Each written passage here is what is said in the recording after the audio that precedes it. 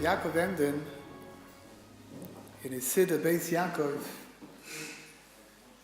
on his shtickl on Tisha B'Av, he writes that all of the Torahs that come to Klal Yisrael because we don't mourn for the Churban. If our only sin would be that we aren't mourning for Yerushalayim, it would be sufficient to extend the Golus. That's what he writes.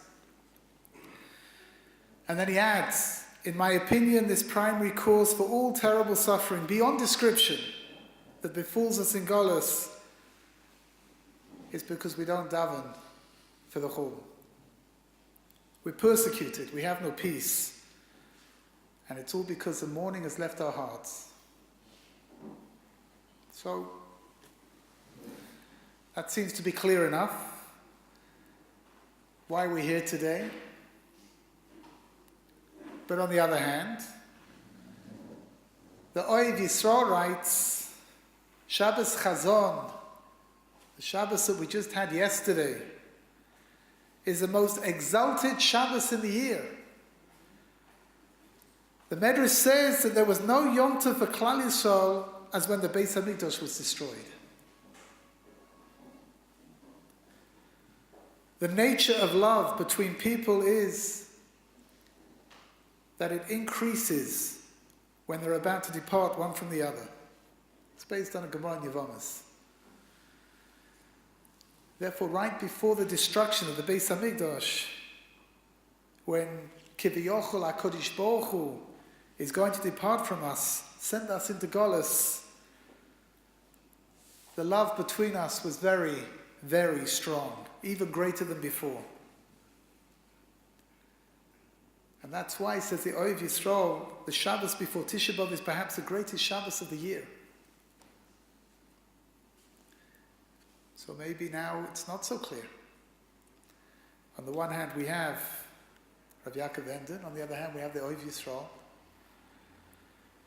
Listen to this.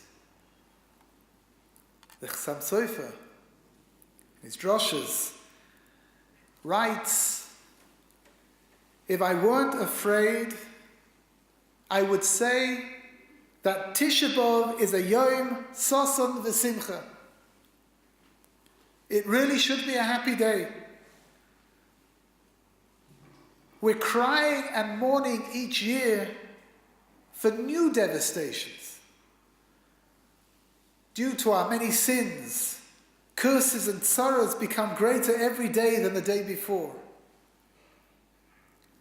Then he continues. We should be praising Hashem on this day. That's the reason why Tisha B'Av is called a moyed, a festival. But our sins prolong the Golus, and there's always more tzaros, and more agony, and fresh grief that overrides the old happiness. So, is it good or is it bad? This moment that we're in right now. Listen to what Rav Pinkus says. After the 3 weeks of mourning that we've just been through, they're followed by what are called the 7 weeks of consolation, Shevet Denechemta. Says Rav Pinkus, 3 is foundation. The number 3 is a chazaka. The number 3 is the establishment of something. The number 7, says the Maharal, is structure. You have the 6 sides of a box, and then you have the inner point, the Heichel HaKodesh, in the middle, in the center, that brings structure to our lives, the 7 days of creation, the 7 days of the week. Says Rav Pinkus, you can only have the Shevet and Achemta, you can only have the 7 weeks of consolation after you've had the 3 weeks. After we've been through the experience of Shiva Sabbat Tammuz and Rosh Chodesh Av and Tisha B'Av. Rav Dessler explains that the Shevet and Echemta, the 7 weeks of consolation, are a bridge between the 3 weeks and Elul and Tshuva. The words of Rav Pinkus: tragedy brings mourning. Mourning sparks yearning. Yearning leads to hope. Hope spurs thoughts of tshuva, and tshuva results in atonement and with reconnection to HaKadosh Baruch Hu. It's amazing, it's astonishing. What starts off as being the most awful, the most dire day in the year, turns into the forebringer of all that is good. How can that be? How is it possible that from the very depths of awfulness we'll reach up and we'll be able to touch everything that's good? The answer is very simple. Because when things happen, we have no idea at the time what the ultimate outcome is going to be. I have a very close Talmud. He's much older than I am. Before the outbreak of the Second World War in the 1930s, the economic situation in Europe was absolutely atrocious. It was appalling. And Jews were trying to leave, not because of the anti-Semitism per se, but because they couldn't afford to put bread on the table. And of course, everybody wanted to go to America. But they couldn't get into America.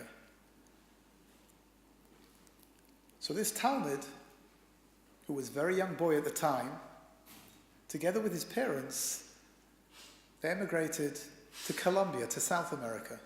There were visas to be had. He was born in the town of Siget, which is the founding movement of what turned into the Satmar Chasidus. His father was a staunch Satmar Chassid, and together with his father's brother and their family, they moved to Colombia. And in Colombia, life was a little bit better. It wasn't great. And all they dreamed about was to go back to Siget. That's where they wanted to go to. Go back home, back to Eastern Europe. And he said every month, his father and his uncle would buy a national lottery ticket. Each one would buy one ticket in the hope that one of them would win and one of them would be able to take their family back to Eastern Europe. And one month they bought their tickets, and the uncle turned to his brother and said, "I don't like the number on my ticket. Can we swap?" His brother told him, "For sure, no problem." And they swapped tickets. And lo and behold, what was the father's ticket, and he'd given over to his brother, was the winning ticket that month. And the uncle went to collect his winnings. And of course, one of the very first things that he did was that he picked himself up and his family and he moved back to the Alta Haim, to his hometown of Siget.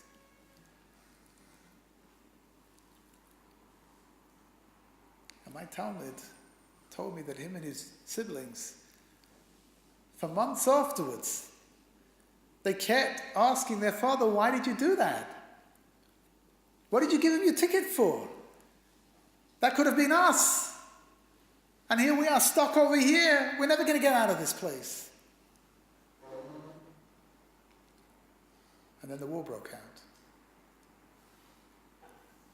And not one member of his uncle's family survived the war. And yet him and his parents and his siblings, they all survived. And he said the whole time his father would tell them, "It's good. Whatever Kodesh Baruch Hu wants. It's going to be okay. It's going to be good." Rabbi Tzadok HaKohen Lublin, Right? That just as darkness is sometimes hidden behind the light, so too light is sometimes hidden behind the darkness. So what are we supposed to do?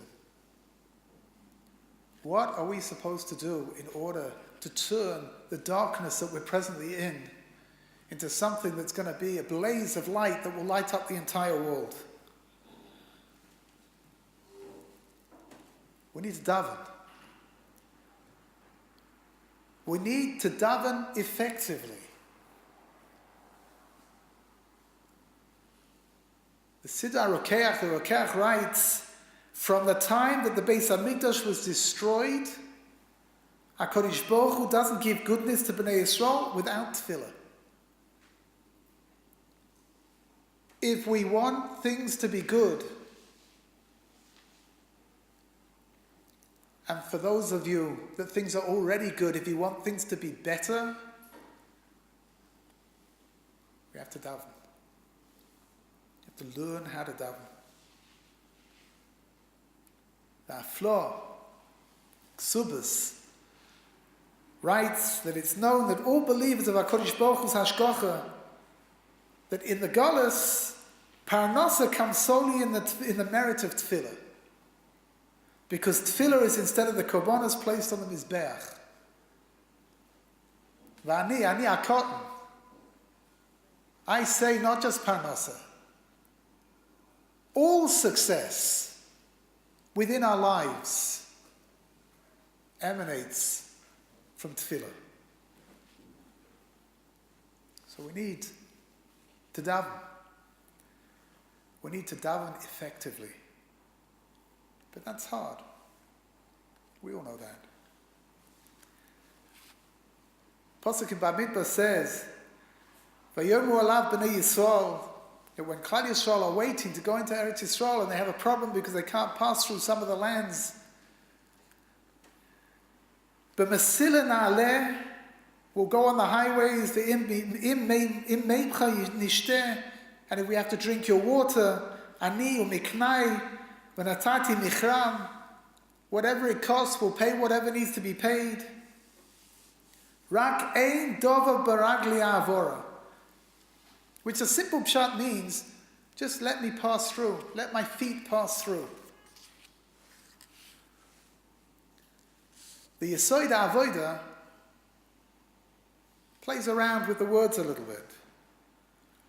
Rak ein dova baragli a'avoira, if we want to pass through, if we want to succeed at what we're doing, a person has to overcome his regilas. Overcome doing things because that's what you always do. To overcome doing things because you do them by rote, without thinking. How does a person change his nature? How does a person manage to change his outlook of doing things by rote simply because you do it every single day? By practicing. Slowly, but surely, step by step. Person davens once with kavanah. And then hopefully they'll daven again with kavanah. And then the next time with kavanah. Until it becomes a part of you. Until the recognition of davening with kavanah is not a concept that you've heard about, not a concept that you've learnt about, but a concept that you live with. A concept that's part of you. And it all begins with recognizing the value of every single tefillah. Not to imagine for 1 second that one tefillah is of less value than another tefillah. Your shachris is of paramount importance, but your mincha is of paramount importance as well. And your mariv is of paramount importance, and the shachris that comes after that, and the mincha that comes after that, in a never-ending cycle of paramount importance.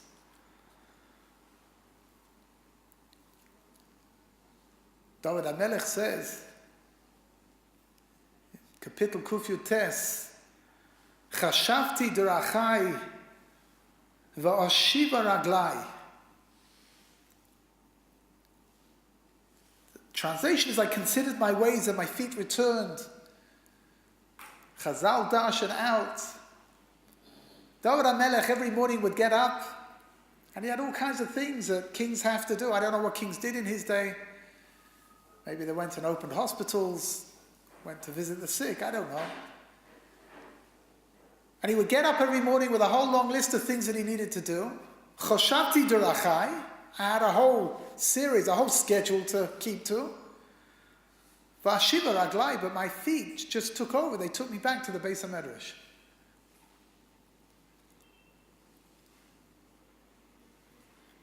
The Beis Aaron says like this: Choshavti derachai. That every single thing I do, if I look at everything I do as being choshuv, as being something important,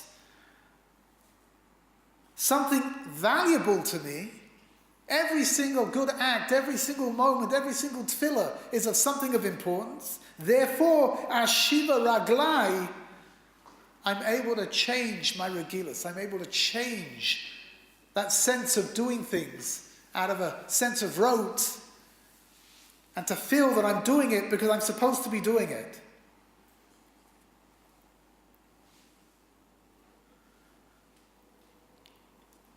I don't want to depress anybody over here. I imagine you're depressed enough as it is. But very often, my Talmidim are concerned about a particular nakuda, a particular point in the process of becoming frum. Very often they ask, when am I going to reach mainstream orthodoxy? When am I not going to be considered to be about tshuva anymore? When am I going to be part of everybody else? And I tell them, a siman muvhak, an absolute sign of being part of mainstream orthodoxy, is when you take your 3 steps back for the Amida and momentarily you can't remember whether you're beginning or whether you're ending.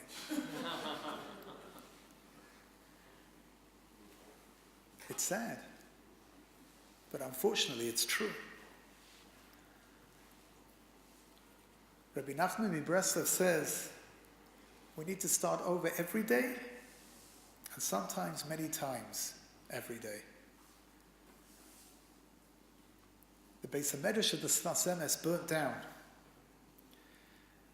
And when the Sfas Emes inquired to the source of the fire, he was told that it came from a lit cigarette that was dropped in the attic. The Sfas Emes said that if a small fire can create such an inferno, how much good can come from a fiery tefillah? That's our avodah.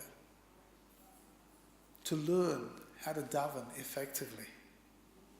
Which means, paradoxically, it seems that repetition is beneficial. Because by repeating tefillah over and over again, it helps us reach the point where we can daven more or less consistently with kavanah. There's a halacha that when somebody davens in a shul, they should have a mokum kavur. What is a mokum kavur? Not just to daven in the same shul, but in the shul you should daven in the same place. Why is that? Because we're distracted by our surroundings. When I daven in the same shul that I've been davening in for the last 20 years, but I sit in a different seat, the shul looks different. The neighbor in front of me, the person davening in front of me, his ears are different to the person who normally sits in front of me, and all of a sudden, I can't concentrate on what's going on. So the halacha is what? That you should go to the same shul and you should daven in the same place, within the same daled amos. Because in order to daven effectively, we have to learn how to try to strip away the distractions. There are so many of them. Rav Yosef Breuer arrived in America in 1939. From Frankfurt am Main, he was the grandson of Rav Shamshon Raphael Hirsch. And he came with a vision that he was going to re-establish the Frankfurt am Main Kehillah there in New York, in Washington Heights. And in 1939, he opened up a minyan in his apartment. That minyan which would become eventually Kaladas Yeshurim. And all of a sudden, it grew and it grew at the most extraordinary rate. And they created moisters of chinuch. They created moisters of chesed. They created a chevra kedisha. They created a hechsher, which until today is considered to be one of the premier hechsherim in America. The Kehillah was thriving, growing from week to week, built around the personality of Rav Breuer. Nobody called the shul Kaladas Yeshua, they called it Breuer's. And yet there was something very strange about the Rav's droshes. Every week on Shabbos, the Rav would talk about the same two things. Either he would speak about Shabbos, or in the summer months he would speak about tznius. With the approach of the summer, the Rav would speak out against the schmutzige Stangelager, going to the disgusting beaches. This was in marked contrast to all the other rabbis of the day that were around there in the neighborhood. They would use their sermons to talk about social issues, leading news stories. And Rav Breuer, week after week, would talk about the same things. After a long, long while, one of the members of the Kehillah asked the Rav, he plucked up his courage, and he asked the Rav why he felt that he needed to speak about the same topics week after week after week. We all know how the Rav holds, said the congregant. Why not talk about other things as well? And in a seemingly complete non sequitur, Rav Breuer said to him, "Have you ever heard of Chesterfield cigarettes?" The congregant looked at the Rav and he says, "Sure." He says, "Everybody's heard of them." So asked Rav Breuer, "So why do you think they feel a need to advertise on the back cover of Life magazine every single week? Hasn't everyone already seen the advertisement? Doesn't everybody know what Chesterfield cigarettes are?" The reason is because eventually, through constant repetition, week after week, the message seeps in a way that transcends merely knowing that cigarettes exist. And I say that what's true in the world of cigarette advertisements, lahavdil, is true in the world of tefillah. But there's more to all of this than just tefillah. Chafetz Chaim writes in Likutim that in addition to the Shmona Esrei, a person should pour out his tefillahs from the depths of his heart, even when he's in private, alone, in his home. Why? And the reason is because these tefillahs are so important, and we say them 3 times daily, but because we say them every single day, so often we say them by rote. There's a very famous story they tell about a man who was sent by his wife to the shuk, to the market, to pick up some fruits and vegetables. And he's busy admiring the tomatoes and squeezing the peaches, and all of a sudden somebody bashes into him. And he looks up to see who could have been so rude.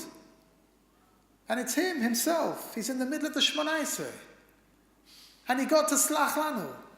And he's banging his chest by rote. His wife had told him before he goes to daven, please stop in the shuk on the way home. He was already there. In his mind, he was already there. He just happened to still be in shul, davening mincha. Says the Chafetz Chaim, the chisaron, together with the maila of davening every single day, 3 times a day, is that sometimes we don't think about what we're saying. So says the Chafetz Chaim that when a person's by himself, when he makes a cheshbon and nefesh about his situation, he reflects on the tzoros that he has in his life, on the poverty that he has in life, on the other tzoros that he has. And then he'll pour out his heart like water before HaKadosh Baruch Hu. And the tefillah will be said with such kavanah. It will be a tefillah from the depths of his broken, humble heart. And says the Chafetz Chaim, such a tefillah will never be returned unanswered. In Kapitel Kuf Beis, David HaMelech says, Tefillah la'oni ki yatoif, v'lifnei Hashem yishboi sichoi. A tefillah for the afflicted when he swoons. Yatoif is normally translated as swoons. Meforshim say because a person is so weakened by his suffering, he can't stand up to what's going on. A tefillah for the afflicted when he swoons and pours forth his supplication before Hashem. The Chassidish Taich. The Divrei Chaim says, Tefillah la'oni ki yatoif. Yatoif comes from the Lashon lihitatef. To be wrapped up when we make a bracha on our tzitzis in the morning, or like we did this afternoon, lisateif b'tzitzis, and we surround ourselves in our talis. Tefillah la'oni ki yatoif, that we should wrap our tefillahs within our conversations that we speak every single day. Simcha Bunim in Pshischa used to say, it's easy to do. Whatever you're doing, whatever you're saying, daven to Hashem. Daven for shlom bayis. Daven for nachas. Daven for success in all your endeavors. And the more you daven, the more you realize that success lies in the hands of HaKadosh Baruch Hu. Daven to Him, to Avinu Shebashamayim. Or in the words of Rav Avram Shor, you can replace many fears with one fear.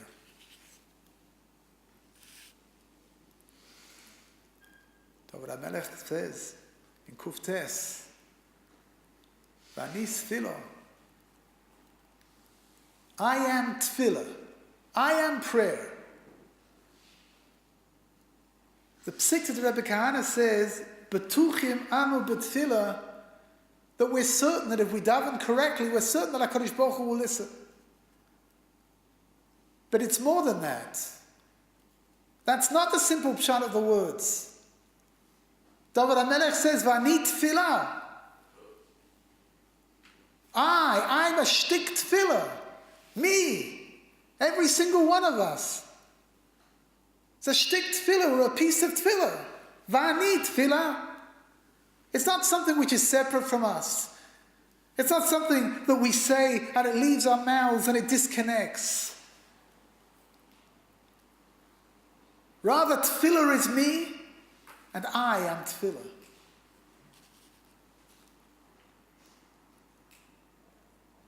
The Sfas Emes says, listen to these words, the most unbelievable words. Oisi ois ha-tefillah, that the words of the tefillah, the letters of the tefillah, hen gvois, they're very, very lofty. The cheshamoitzi oison or odon karaoi, when a person brings them out of his mouth in the way that he's supposed to, hen meshoyerois v'oilois l'shoshan. They sing out and they connect back to their roots up in the Shamayim. Yipshat. When we daven the way that we're supposed to daven, Hein meshoyros va'oilos l'shoshon.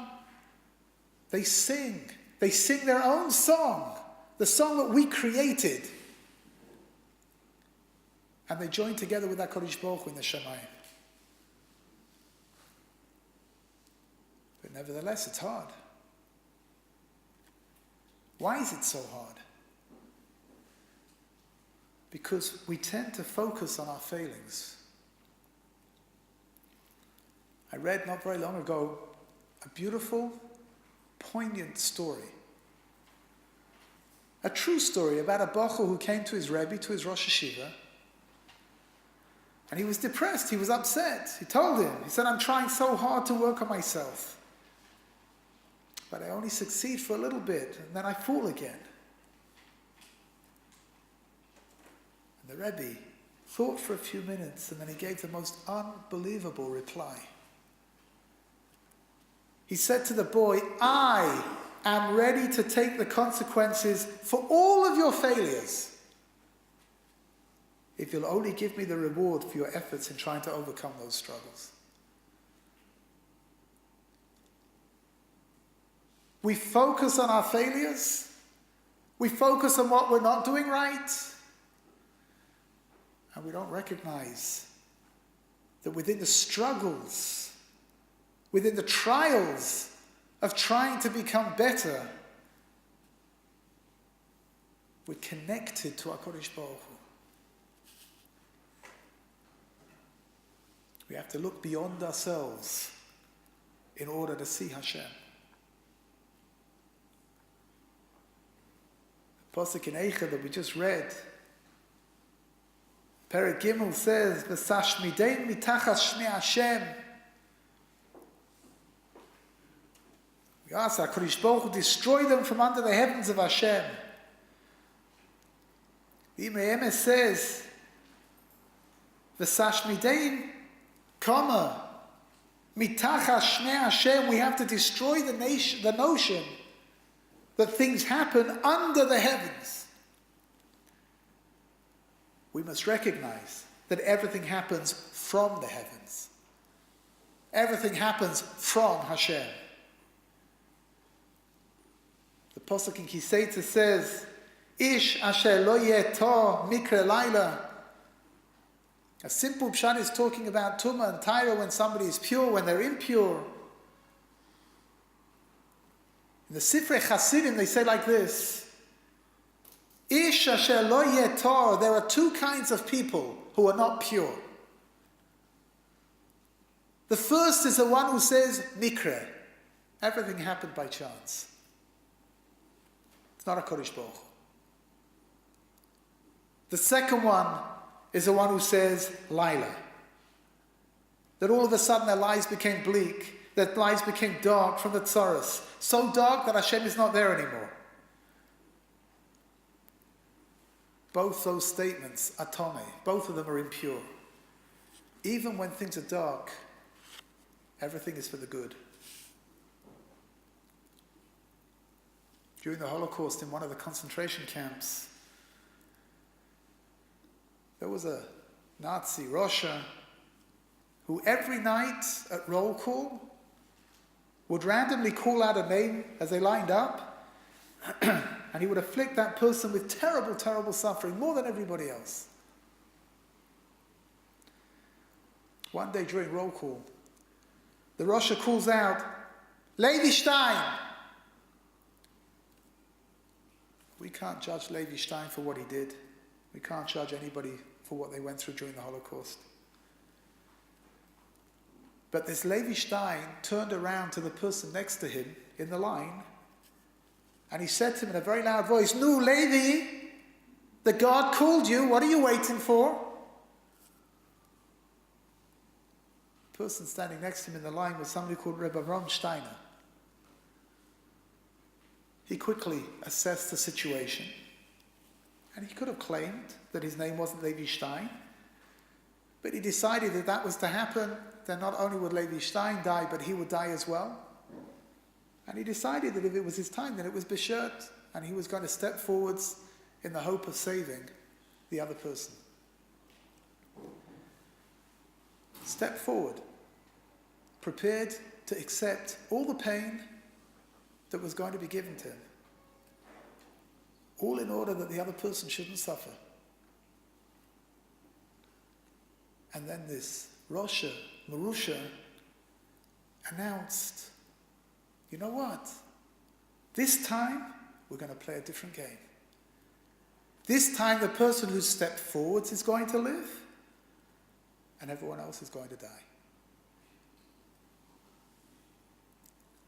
How do I know this story? Because Reb Abram Steiner died not very long ago in Bnei Brak. He was 96 years old. And he told over the story.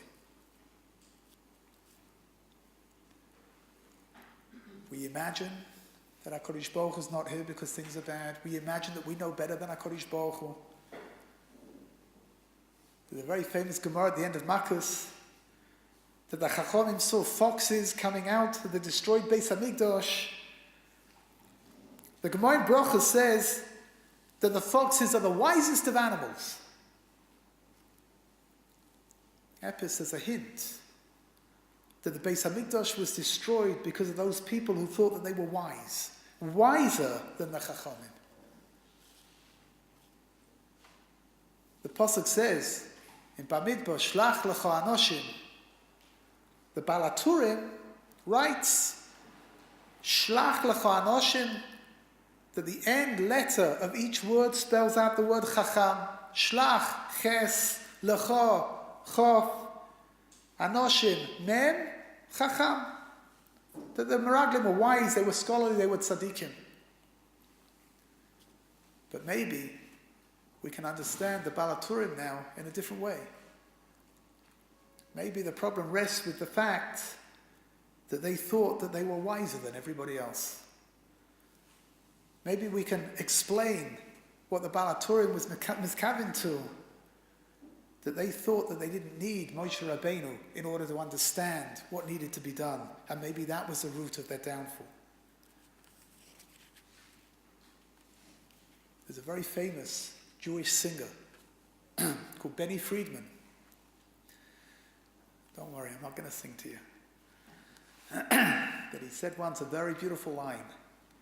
He said, don't take yourself too seriously, but do take your Yiddishkeit seriously all the time, wherever you are.